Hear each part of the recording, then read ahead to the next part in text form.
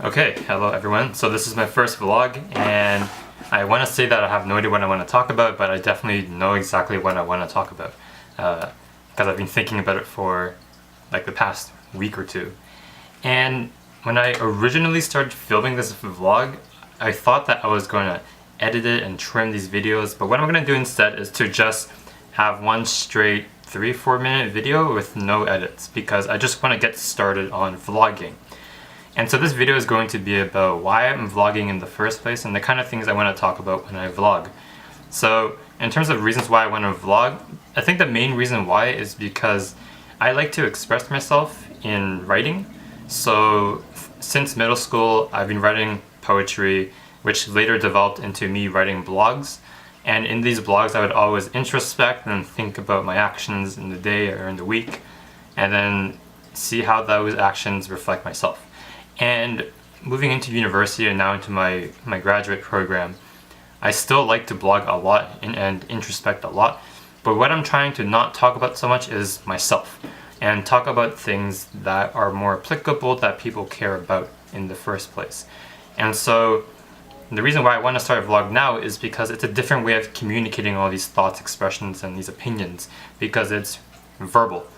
And I often have problems in conversation when I try to talk to people, because I stutter, or I'll have incomplete sentences, or I'll run out of breath and not be able to enunciate my words properly. And these are all things that I could fix by singing, and I'm not good at it, or I can make vlogs and try to speak concisely so that you can understand it. And so that's kind of the main reason why I want to start in the first place. But the other reason is also to communicate science and engineering, because I study science. I use science to kind of engineer new things. For those of you who are interested, I do a lot of bioengineering of microbes to make them do things that help clean water. That's kind of my graduate program right now. But that kind of brings me to what I'm going to talk about in the first place. And one of the first things I really want to talk about more is synthetic biology, the emerging huge field of synthetic biology. And for some people, they think I'm just kind of overplaying this entire field. But what you have to realize is that synthetic biology, at the base, it is synthesizing biological organisms. And to do that, what you have to do is modify DNA and create DNA artificially. And we have great tech for this, and the tech is getting cheaper and cheaper. And as that tech gets cheaper, we're better able, as scientists and engineers, to be able to synthesize genes. And genes are what make cells do what they do. And by artificially synthesizing it, we have a lot of options to explore, as opposed to using pre-existing DNA, which was kind of the previous era of biotechnology. And so it has a huge effect, because if you're able to edit DNA and synthesize DNA, you can explore many new things that have very big applications. For example, using CRISPR. CRISPR is a gene editing technology that recently was developed.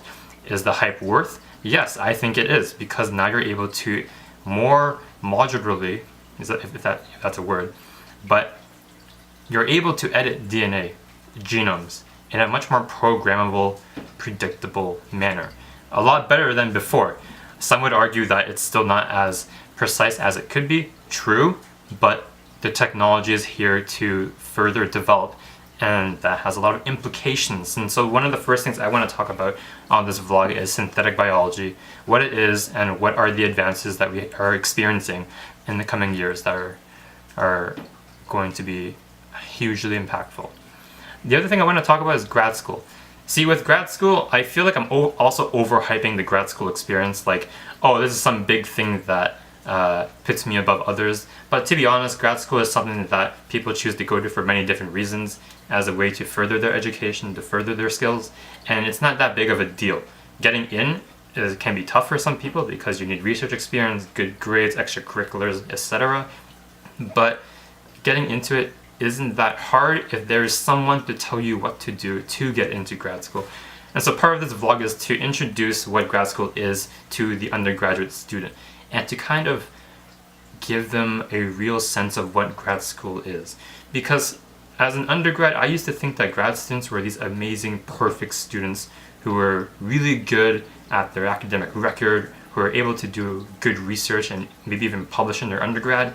But the case that's actually real is that not all grad students are like this. Grad students have their own issues the same way undergrads have issues as well.